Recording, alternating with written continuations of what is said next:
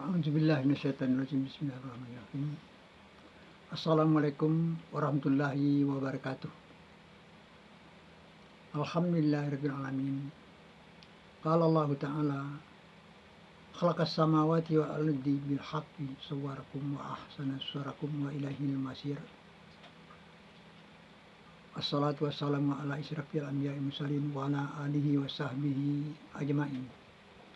Asyhadu an la ilaha illallah wahdahu la syarikalah wa asyhadu anna Muhammad abduhu wa rasuluhu. Allahumma shalli ala Muhammad wa ala ali Muhammad. Amma ba'du. Saudara-saudaraku yang dimuliakan Allah, sudah lama kita tidak bertemu muka. Maka pada hari ini kita lanjutkan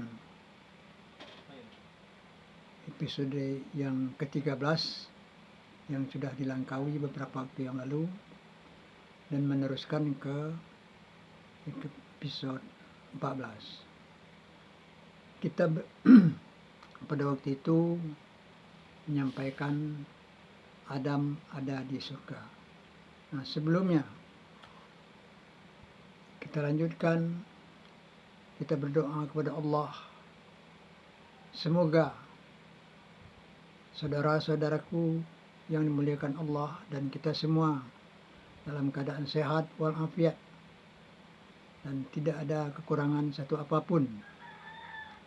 Jika ada yang sakit di antaranya, semoga Allah segera menyembuhkannya dan menurunkan rahmat dan barakahnya beserta hidayahnya kepada kita bersama.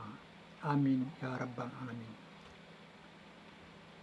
Nah, pada episode yang lalu, episode ke-13, kita berhenti pada titik Adam ada di surga. Nah, sekarang kita ulangi sedikit, mulai dari ayat surat 7 ayat 11 yang berbunyi yaitu A'udzubillahi minasyaitonirrajim. Walaqad khalaqnakum tsumma sawarnakum tsumma qulna lil malaikati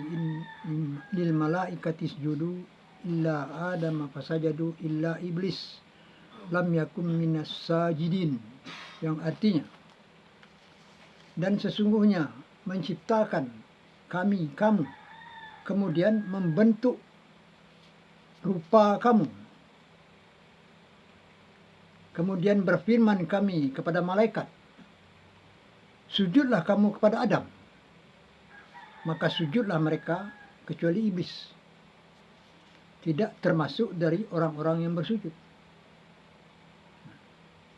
Di sini ayat ini menyatakan kepada malaikat, sedangkan di situ ada iblis yang pada waktu itu bersama-sama dengan malaikat menghambakan diri kepada Allah. Namun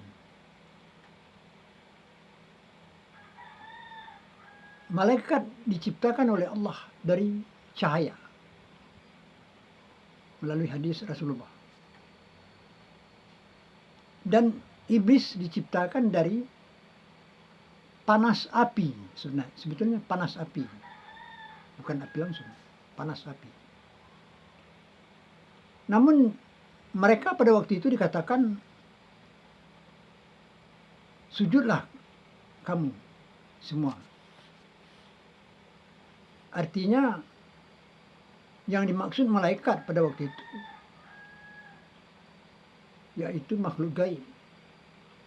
Malaikat makhluk gaib, iblis juga termasuk makhluk gaib. Kemungkinan di situ letaknya, supaya jangan rancu.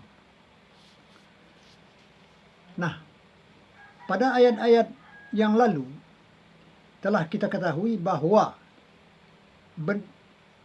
makhluk yang suka bertumpah-tumpahan darah dan berbuat binasa sudah hidup berkembang biak pada waktu itu, dalam keadaan masih bodoh-bodoh, karena mereka belum diberi pelajaran atau ilmu pengetahuan. Jadi akal dan pikiran mereka belum berkembang. Itulah yang dimaksud firman Allah, menciptakan kami kamu, kemudian membentuk rupa kamu. Berarti sewaktu sudah diciptakan, belum berbentuk manusia. Entah berbentuk apa, kita belum tahu. Kemudian dibentuk rupa manusia. Dan dalam ayat ini belum diterangkan membaguskan bentuk rupa. Sedangkan di ayat yang menerangkan penciptaan alam secara menyeluruh, seperti pada surat 64 ayat 3, diterangkan membentuk rupa dan membaguskan bentuk rupa. Di dalam keterangan ayat diterangkan bahwa sesudah berbentuk diperintahkan para malaikat sujud kepada Adam. Berarti dalam keadaan yang belum dibaguskan.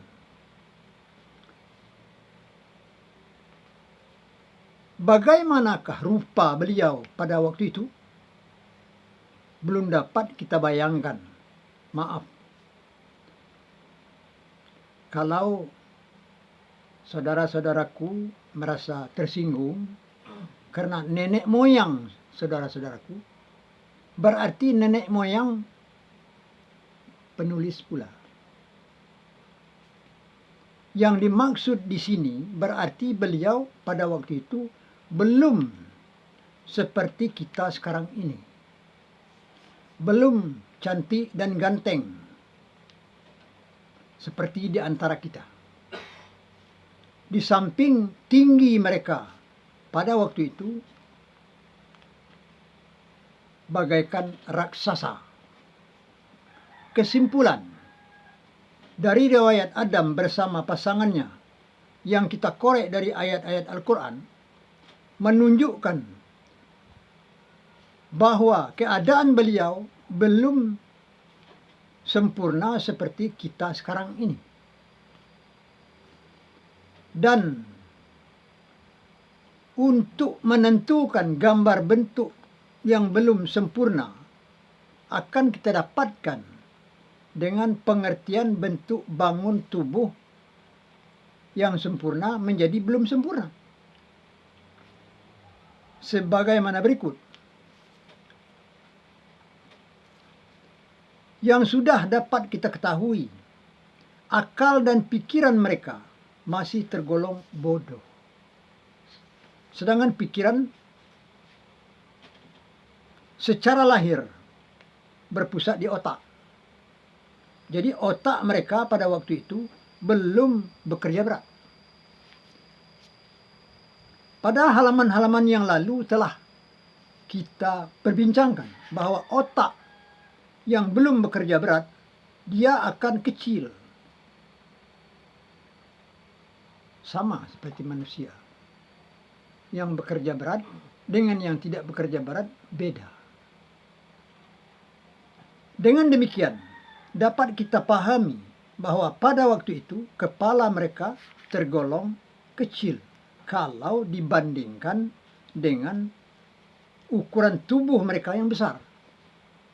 Letak otak tempat berpikir yaitu di kepala, arah ke depan, atau di dalam kening, kurung jidat.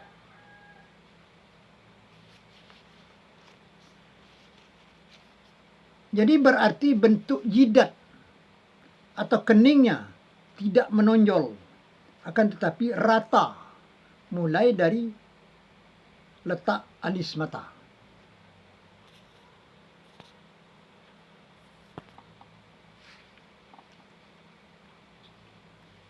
Tinggi mereka sudah kita perkirakan, yaitu 5,5 meter. Sedangkan mereka berdiri belum sempurna. Untuk mendapatkan gambaran, dapat kita ambil contoh cara berdiri yang belum sempurna, yaitu seorang anak balita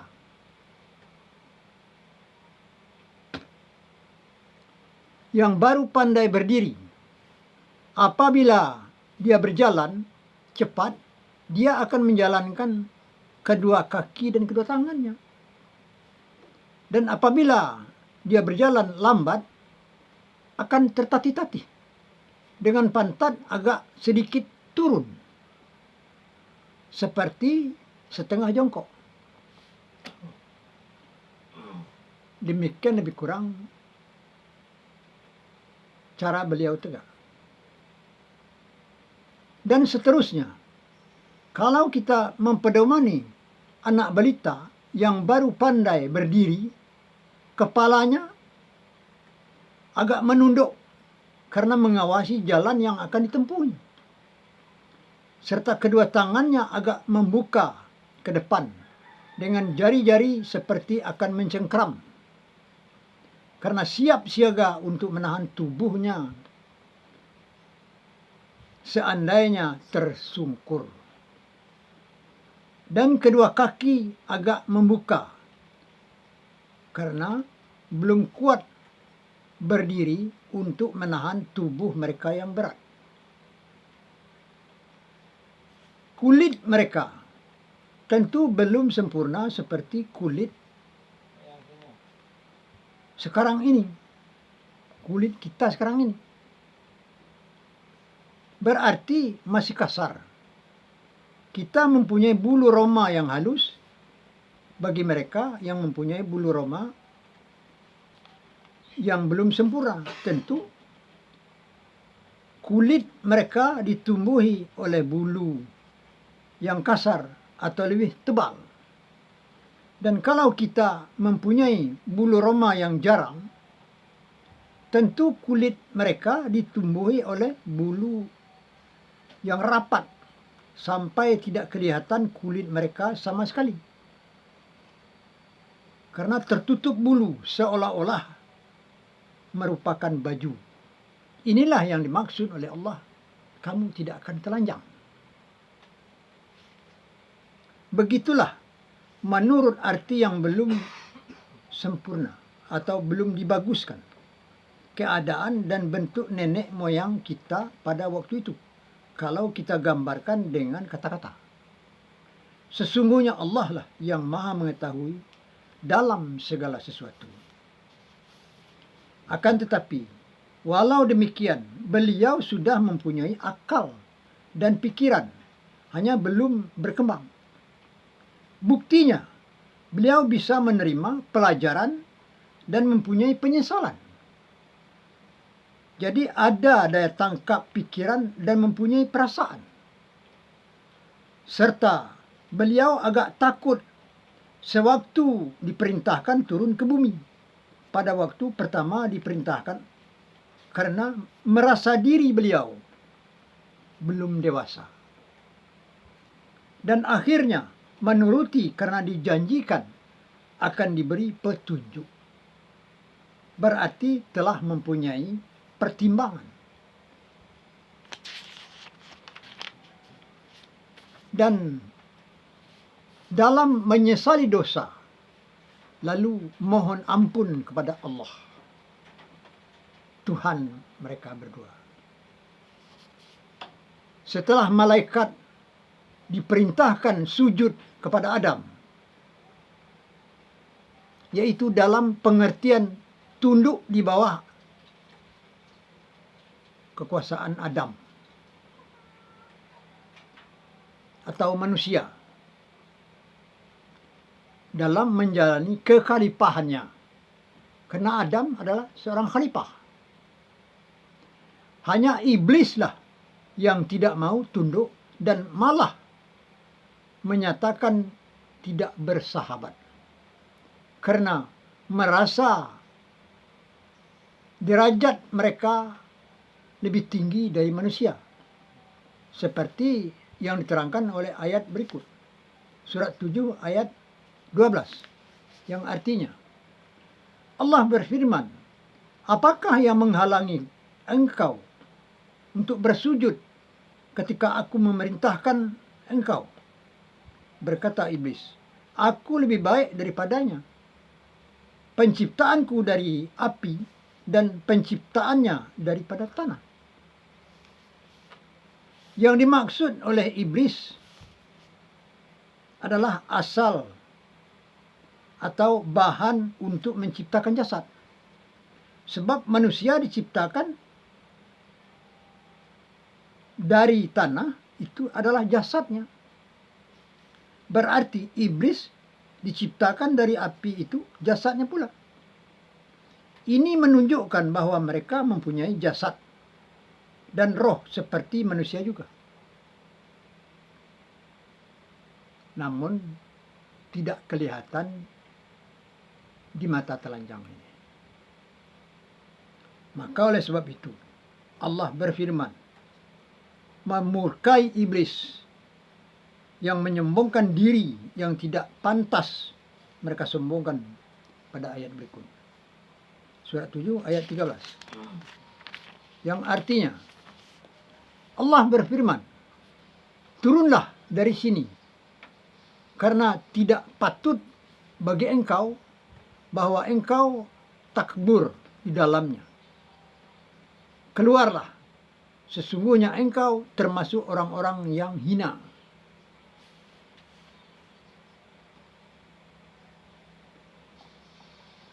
Iblis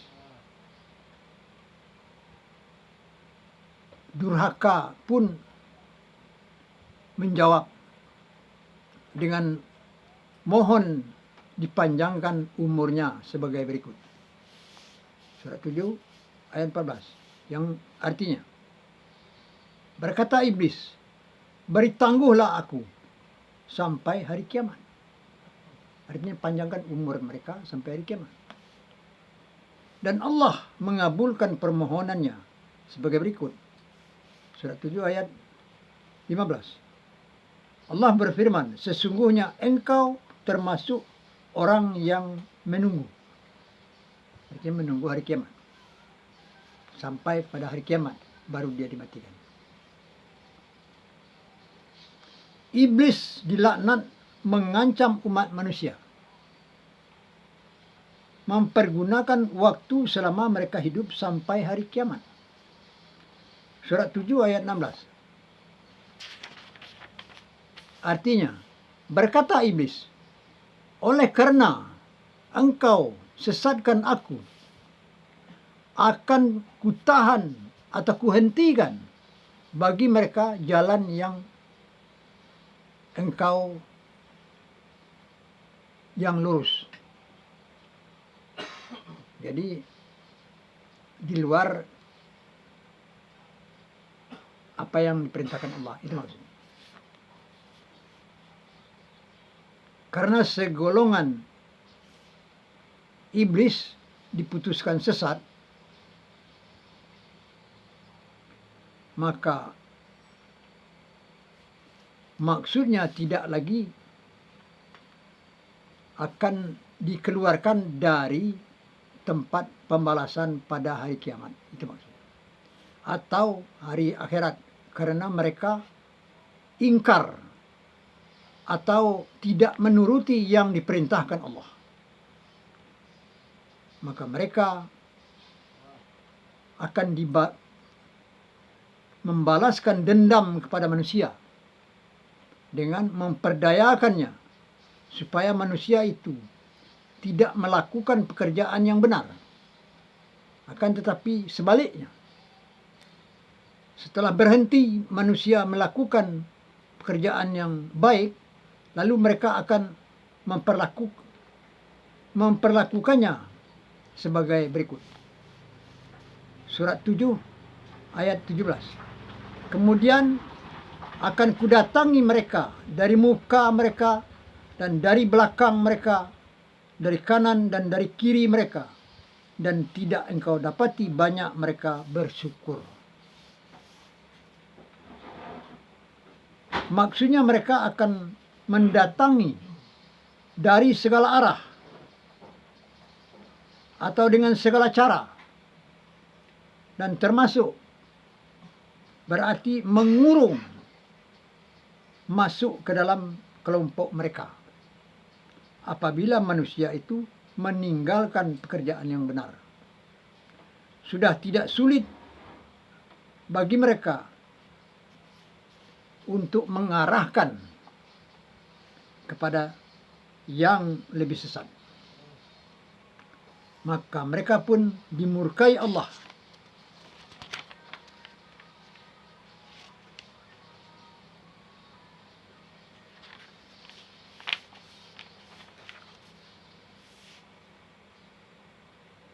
Dalam firman berikut, ayat 7,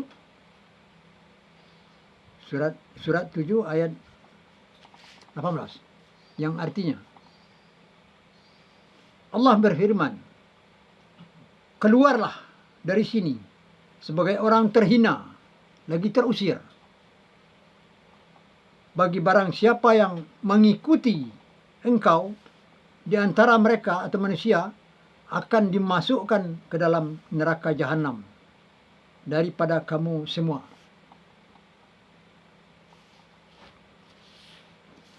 Pada surat 7 ayat 12 sampai dengan